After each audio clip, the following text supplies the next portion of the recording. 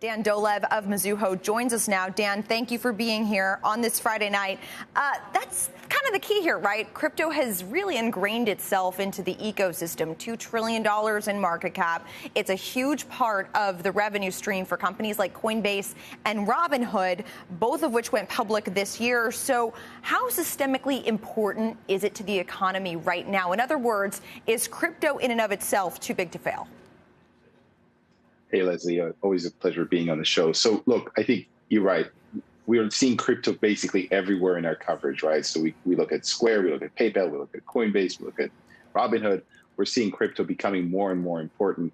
The way I view crypto, and I think it's a little different, I view crypto as an engagement driver or an engagement enhancer for these apps. If you think about the holy grail of all these apps, they all want to become sort of that super app, the next neobank. You know, we said about Square, it's like buying JP Morgan in 1871. So kind of that's where they all want to be. And crypto is a very, very good engagement tool. And I think that's why it's going to continue to flourish right now. But again, there's also a lot of risks, right? Not all crypto is created equal, right? There's Bitcoin and there's probably a lot of other crypto which may or may not be around in a few years. Okay, let's discuss that then, because there are claims that Bitcoin's dominance is waning, recently soon to be supplanted by other cryptocurrencies, namely Ether. What do you make of those arguments, and which cryptocurrencies do you believe have more staying power and should be the ones that companies are paying attention to?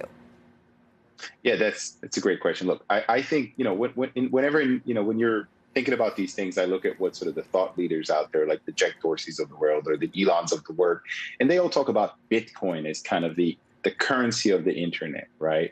And sort of the real true digital gold. So I think if you really want to make a distinction, I think it's Bitcoin and there's pretty much everything else. So, I mean, I'm almost indifferent. I mean, I look at Coinbase and they call that, they keep adding more and more cryptocurrencies. And you're asking yourself, what's the true scarcity value if every day?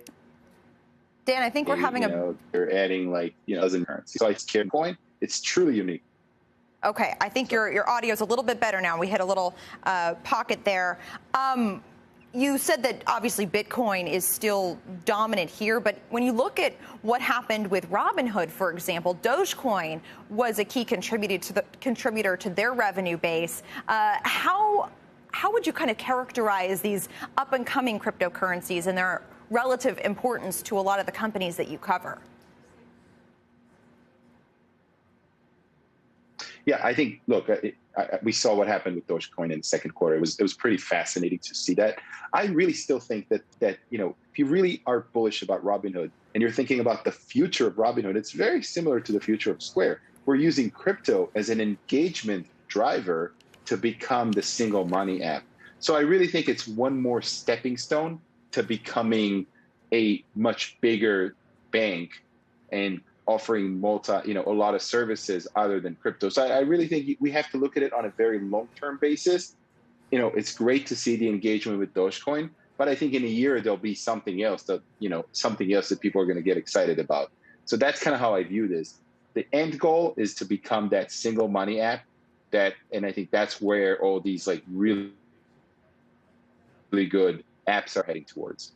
Yeah, as you mentioned, it's like investing in JP Morgan in 1871, I think was the year that you said for that one. Dan, thank you very much for joining us.